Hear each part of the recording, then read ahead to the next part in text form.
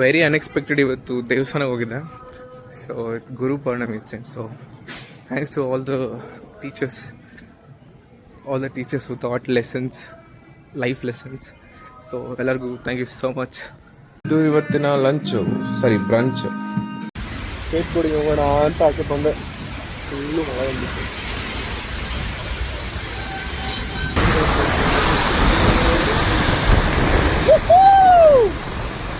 ದೇವಸ್ಥಾನದಲ್ಲಿ ಪ್ರಸಾದ ಕೊಟ್ಟರು. ಪ್ರಸಾದ ತಿಂದ್ಬಿಟ್ಟು ಭಜನೆ ನಡೀತಾ ಇತ್ತು. ಸೊ ಭಜನೆ ಸ್ವಲ್ಪ ಕೂತ್ಕೊಂಡಿದ್ದೆ. ಸೊ ದೇವಸ್ಥಾನದಲ್ಲಿ ಭಜನೆ ನಡೀತಾ ಇತ್ತು. ಭಜನೆ ಮುಗಿಸ್ಕೊಂಡ್ಬಿಟ್ಟು ಸ್ವಲ್ಪ ಹೊತ್ತು ಸ್ಕೇಟಿಂಗ್ ಮಾಡೋಣ ಅಂತ ಸ್ಕೇಟ್ ಬೋರ್ಡ್ ಎತ್ಕೊಂಡು ಹೋದೆ. ಸ್ಕೇಟ್ ಮಾಡಿಬಿಟ್ಟು ಒಂದು 3 ಕಿಲೋಮೀಟ್ರ್ ವಾಕ್ ಮಾಡಿದೆ. ನಮ್ಮ ಅಣ್ಣ ನೋಡಿದ್ರೆ ಹೆವಿ ಫಾಸ್ಟಾಗಿ ವಾಕ್ ಮಾಡ್ತಾ ಇದ್ದ. ಅದಕ್ಕೆ ಅರೆ ಅಣ್ಣ, ಬೆಳಗ್ಗೆ ಏನು ತಿಂದಿ ಅಣ್ಣ ಬ್ರೇಕ್ಫಾಸ್ಟ್ಗೆ?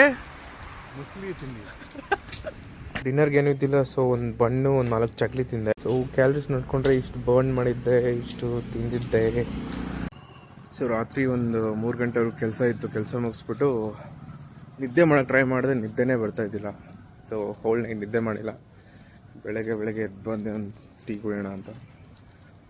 So this was 10th day of 100 day weight loss challenge. Next ವಿಡಿಯೋದಲ್ಲಿ ಸಿಗೋಣ. ಬಾಯ್.